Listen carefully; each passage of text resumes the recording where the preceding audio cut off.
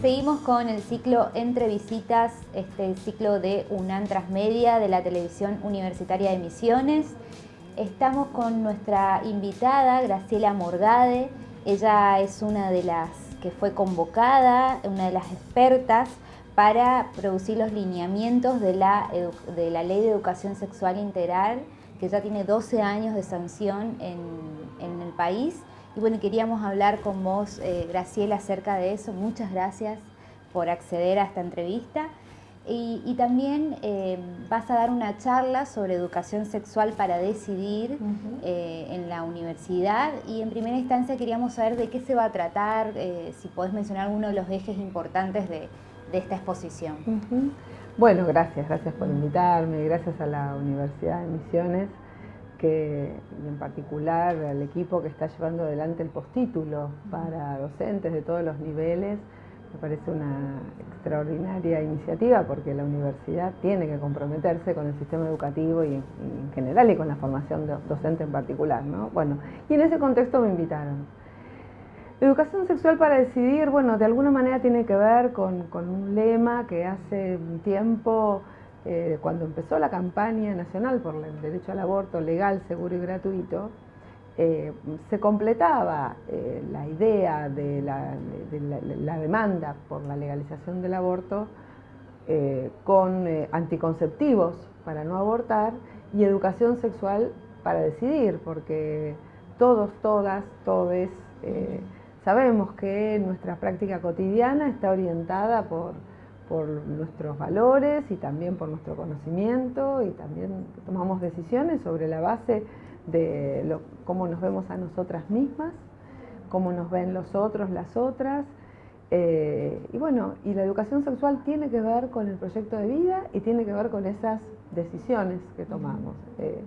Por eso decidir es una potestad de cada sujeto, y nosotras entendemos que los sujetos son sujetos de derechos, que tienen que conocer sus derechos y hacerlos valer, y son sujetos de deseo también, porque bueno, tenemos intereses, tenemos nuestra afectividad, nuestros sentimientos, nuestros deseos, y también poder conocerlos, poder respetarlos y poder explorarlos forma parte de la ESI, ¿no? Entonces, bueno, vamos a tratar de hablar un poquito de todo eso. Y en ese entonces, en octubre del 2006 fue, ¿no es cierto?, la sanción de la ley. ¿Cómo fue que se inició todo? Contanos un poco el recorrido histórico de esta... Y en realidad el recorrido es largo. Tendríamos muchos programas para hablar de esto, pero podría ser una síntesis que tiene que ver con con algunos compromisos que la Argentina ya había tomado, internacionales, inclusive en distintas conferencias internacionales, compromisos que tenían que ver con el movimiento social de mujeres, con los feminismos, que venían marcando la necesidad de que el área de salud, que ya había en el año 2002 tenido su ley de salud reproductiva, y el área de educación se comprometieran muy fuertemente en que el sistema educativo pudiera tomar como contenido, como premisa y también, por supuesto, dentro de sus políticas, a la cuestión de los cuerpos, de los géneros y las sexualidades. Yo me dedico a la investigación en la academia hace un montón, hace muchos años, y desde hace muchos años se veía que en el sistema educativo había una cierta tendencia a enseñar desde lo que decimos muy coloquialmente, y imagino que las personas que están viendo esto podrán comprenderlo bien, desde los estereotipos, ¿no? El estereotipo, ¿y cuál era el estereotipo más recurrente de las mujeres? Por ejemplo, en el sistema educativo, el estereotipo de la mamá.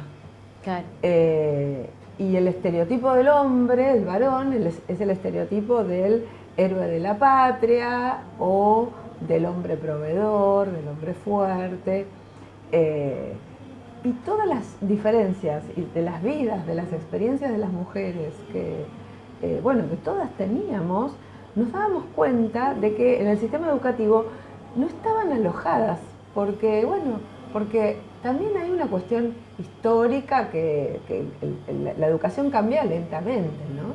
Y los libros escolares, y la historia, la lengua, la literatura, la educación física. Bueno, cuando miramos con la lupita, lo que veíamos era que la educación estaba transmitiendo mensajes respecto de cómo ser mujer, cómo ser varón, desde una perspectiva que hoy llamaríamos patriarcal, claro, como estereotipada. Y también, como también lo marcaron muchos movimientos de la disidencia sexual, o sea, gays, lesbianas, transexuales, transgénero, bisexuales, otras identidades sexogenéricas, decimos, o sea, otros cuerpos que mucho menos estaban visibilizados y a veces estaban severamente discriminados, ¿no? Bueno, yo recuerdo cuando hacía la primaria que nos dieron un taller en el 7º grado sobre cómo usar el preservativo. Entonces estaba todo centrado desde la cuestión también biologicista y todo lo que tenga que ver con métodos anticonceptivos, Así pero es, otra cosa hasta ahí. Exactamente. Entonces, exactamente, o sea, cuando se hablaba de sexualidad, cuando se hablaba explícitamente, en general, es como vos decías, la clase del aparato reproductor, femenino, masculino, la clase de los métodos anticonceptivos.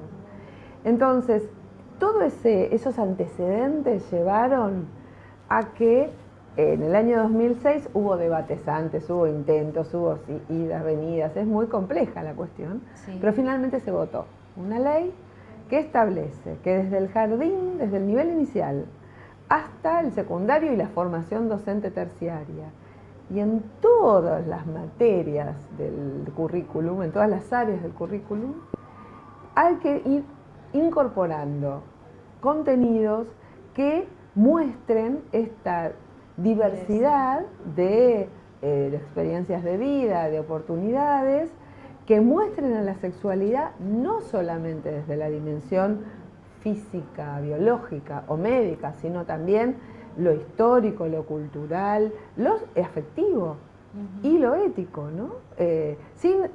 Lo ético no en un sentido de una moral o de una moral religiosa, pero sí una ética de los derechos humanos que haga que las personas, reitero, como decía recién, nos sintamos sujetos de derecho. Eso significa cuáles son, qué es lo que como sujetos sociales tenemos derecho a hacer, a tener, y ahí se incluye decir sí y se incluye decir no. Claro. Se incluye tener hijos, hijas o no tenerlos. Se incluye enamorarse de una persona de otro sexo género o enamorarse de una persona del mismo sexo género y formar una familia, porque finalmente también, ¿qué es una familia sino un grupo de personas que se quiere y se cuida, ¿no? Claro.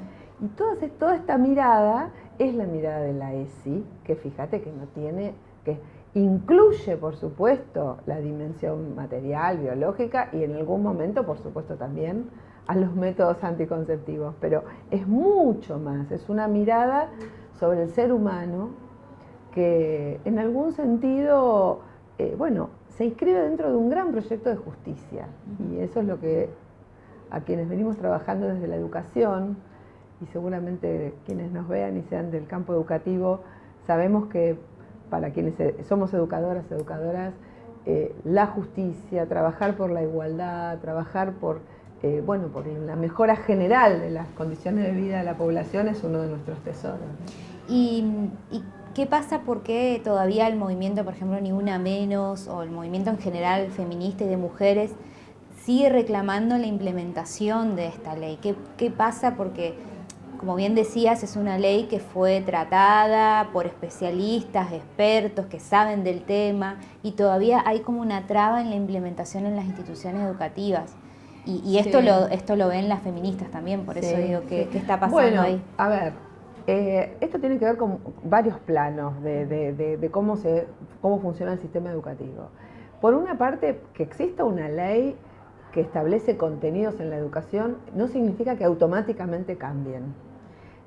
porque los lineamientos curriculares tienen que ser apropiados por cada provincia, porque nuestro país tiene un sistema federal de gobierno. Cada provincia tiene que apropiarse de los lineamientos curriculares. ¿Qué son los lineamientos curriculares? Son el conjunto de contenidos, de saberes científicos recomendables para que se incorporen en el currículum. Esto es todo un proceso. Después es todo un proceso formar docentes. Porque también sabemos que, por ejemplo, pensemos, nosotras decimos, el cuerpo es una construcción. Y obviamente esto hay que explicarlo, porque ¿qué significa que el cuerpo es una construcción? Porque la idea, el sentido común es que el cuerpo es lo natural, entonces acá nos tocamos y esto es mi cuerpo, ¿no? Y es verdad, yo me toco, esto es mi cuerpo, y mi cuerpo nace, envejece y muere. Pero lo que pasa con ese cuerpo en la vida de una persona es una relación con su momento histórico. Entonces, una cuestión es decir, bueno, una persona tiene determinada dotación biológica y es muy distinto a decir que con ese cuerpo va a tener que lavar los platos. Es muy distinto. Claro, qué interesante, Graciela. Bueno, este fue el primer bloque de entre visitas y en la segunda parte vamos a profundizar un poco más y que nos des algunos consejos de cómo tratar el tema también en la familia, en las escuelas.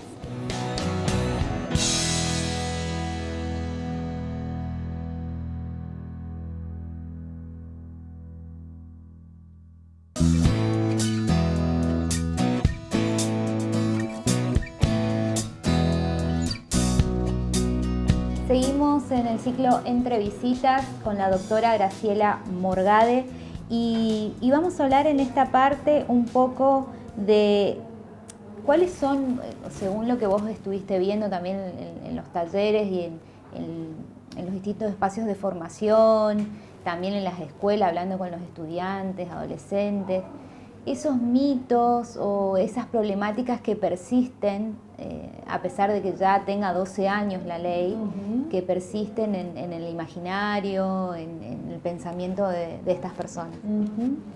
Bueno, yo creo que hay algunos temas que va a costar mucho desmontar. Uno es el tema del amor romántico. Porque, bueno, todas las personas que acá estamos, o las que puedan estar mirando el programa, seguramente cuando hablamos de amor romántico tenemos como sentimientos positivos, ¿no? Parece que el amor romántico es un estadio así de gran felicidad y bueno, y de alguna manera como de enorme realización. Cuando miramos un poquito más de cerca lo que vemos y cuando históricamente analizamos y de alguna manera también nos ponemos nuestra mirada crítica desde la perspectiva de género, que es la perspectiva que sostiene toda esta mirada, que es problematizar críticamente las relaciones de poder que están en la base, ¿no? De cuando hablamos de lo femenino, por ejemplo. Bueno, digo, cuando miramos así, lo que aparece es una hiperidealización que muchas veces pone, sobre todo a las mujeres, en una situación de gran infelicidad y de subordinación. Y el amor romántico fue el discurso que tal vez mi abuela, tal vez tu bisabuela, sostenía para, por ejemplo, soportar violencia dentro de la casa, ¿no? Claro. Porque bueno, porque me quiere, porque después viene y bueno, y me pide perdón y va a cambiar, y porque el ideal de la mujer es estar acompañada, y una mujer que no tiene pareja es una mujer que le falta algo, y ya va a venir el príncipe azul, y además el príncipe azul con todas sus promesas. Bueno, yo estoy diciendo algo que tal vez muchas personas ya no les evoque una realidad tan feliz, pero creo que el amor romántico es todavía un contenido que está en la base de muchas prácticas, inclusive prácticas de chicas que dicen que les da vergüenza o no se sienten seguras para exigir el uso de un preservativo. Claro. Porque si yo lo quiero, entonces no tengo que desconfiar. Si yo lo quiero, tengo que hacer lo que él quiera. Y hace muy poquito en las marchas de Ni Una Menos, unas chicas con unos carteles que todo el tiempo me emocionan, las chicas muy jóvenes, de secundario, ¿no? Con un cartel que decía: si te controla, no te quiere. Y esa es una enorme síntesis que tiene que ver con desmontar esta idea del amor romántico o de, por ejemplo, los celos, que parecen una forma de cuidado, una forma de amor, y no son más que una forma de control. Claro. Y un control en donde esa otra es un objeto que me pertenece y forma parte del patrimonio masculino. O sea, todo esto obviamente no se desmonta con una sola clase, ni con una sola materia, ni con una sola abordaje en la escuela. Pero si podemos ir incluyendo desde distintas miradas una crítica del amor romántico, por ejemplo, creo que sería un enorme aporte, y por eso reitero, estoy poniendo un ejemplo que no es, el prejuicio de que la primera vez no quedas embarazada o que el preservativo hace que se disfrute menos. Esas son todas cuestiones que también existen, pero intencionalmente no estoy hablando de esos mitos que ya nos estamos encargando de desmontar, sino esto que vos decís, qué otras dimensiones. Sí. Y otra que yo diría que es muy fuerte entre varones, y que es que la virilidad se demuestra con agresividad y violencia. Sí. Sí, qué interesante, porque está bueno explicarle a la gente que todo esto trata la Ley de Educación Sexual Integral, y puntualmente en Misiones, aparte de todas estas problemáticas, también existen estadísticas muy fuertes de embarazo adolescente. O sea, Misiones es una de las provincias con mayor estadística de embarazo adolescente en el NEA. Y también casos de abusos, ¿no? Y de esto también habla la ley. Entonces, ¿vos cómo ves la implementación de la ley acá en Misiones, y si es posible empezar también a erradicar estas problemáticas? Sí, yo creo que es auspicioso que haya muchas iniciativas desde muchos espacios. Creo que, por supuesto, profundizar la capacitación es fundamental. Pero creo que hay un tema que no nos tenemos que olvidar, que es que la Ley de Educación Sexual Integral integra un conjunto de políticas públicas que son políticas sociales y que no tienen que ser solo la escuela la que se ocupe. Porque la mayor parte, esto también estadísticamente, de los casos de los embarazos o los abusos a niñas y niños se producen dentro del ámbito familiar. O sea, es una persona conocida. Aproximadamente el 70% de los casos es una persona conocida por el niño o la niña. O sea, ¿quién es una persona conocida? En general es un familiar que abusa sistemáticamente porque conoce, porque abusa de su posición de adulto. Claro. Responsable, ¿no? Y ahí empieza el abuso, cuando un adulto que se supone que es el que cuida, pasa a abusar. Los niños, las niñas, en la escuela reciben educación respecto de que ese malestar, si ese malestar que las tiene desde el silencio, continúa, tienen la posibilidad de hacer una denuncia, tienen una posibilidad de decirlo, y por supuesto el deber de las instituciones es contenerlo. Pero no es solamente el deber de la escuela, también tienen que estar las instituciones de la justicia, la acción social en su conjunto, y por supuesto las áreas de salud, ¿no? Entonces, yo creo que la violencia intrafamiliar, que el abuso infantil, que la trata de personas y que el embarazo adolescente pueden ser disminuidos. Claro que sí, pueden ser disminuidos. Pero si tenemos la red que contiene a esas personas, que son las que tarde o temprano son las que tienen que denunciar. Sí. Ahora, también están los adultos, las adultas, que tienen que denunciar a un otro. Claro. Y tienen que abordar la situación, porque no es solo con una denuncia que se subsana una situación, es con un abordaje integral, porque yo también creo, y yo creo que a esta altura, también confiando en la educación, creo que todo el sistema tiene que abordar al agresor, y digo agresor intencionalmente en masculino, porque son la enorme mayoría, los ofensores son varones. Hay que trabajar con los ofensores. Bueno, por supuesto, si tienen que ir a prisión, que vayan, pero hay que trabajar psicológicamente, hay que trabajar para recuperar a esas personas también, ¿no? El sistema social tiene que poder también hablarle al ofensor, sí, y que reconozca lo que es, digamos, su práctica, y que también se someta, ya reitero, a los dispositivos disponibles, digamos, para cambiarlo, ¿no? Y Graciela, otro tema que estamos debatiendo actualmente sobre el aborto, queríamos también tener tu mirada, recomendaciones de Te Vemos con el Pañuelo, sí, de la campaña, y bueno, queríamos saber qué recomendaciones, consejos podés brindar sobre cómo tratar este tema en las escuelas y también en las casas, digo, porque ahora sabemos que varios adolescentes están preguntando, se están interesando sobre la temática, así que queríamos escucharte. Sí, sí. Bueno, la lucha por la legalización del aborto parte de una constatación, y que es que las mujeres abortan. Las mujeres abortan. Y abortan desde hace mucho tiempo, desde hace siglos en realidad, con diferentes técnicas y tecnologías.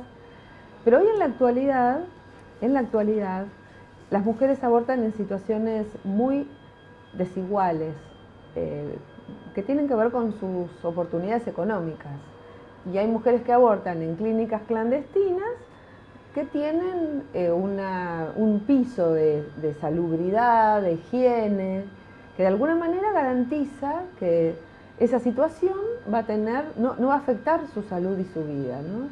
Y hay otras mujeres que hacen abortos en situaciones también clandestinas, pero en situaciones de higiene, de precariedad, que terminan enfermándolas, o inclusive terminan en la muerte de las mujeres, porque las complicaciones a partir de ciertas prácticas abortivas que se realizan terminan hospitalizadas, ¿no? Las mujeres terminan hospitalizadas. Entonces, la despenalización y legalización del aborto es una respuesta que, así como yo decía, la ley de educación sexual, la ley de salud reproductiva, son respuestas desde las leyes para acompañar al proceso social y para hacerlo más justo.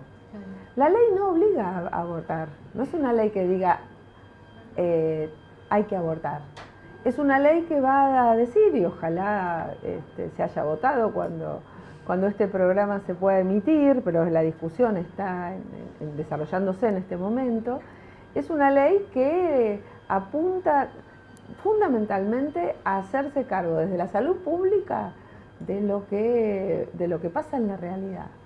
Y en la realidad pasa, aunque lo querramos esconder abajo de la alfombra, pasa en todos los sectores, y inclusive, bueno, personas que tal vez desde un punto de vista moral o religioso, bueno, pueden llegar a decir que están en contra de la legalización del aborto, y sin embargo tal vez esas mismas personas o sus hijas o sus familiares alguna vez se practicaron un aborto, y eso es hipocresía, y no tenemos, estamos en un momento histórico en que lo ideal sería ir reduciendo la hipocresía y hacernos cargo de lo que somos como sociedad, ¿no?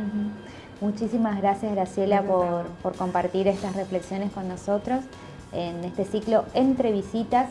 Y bueno, vamos a guardar el próximo invitado, y muchas gracias, Graciela, por compartir. Gracias a ustedes.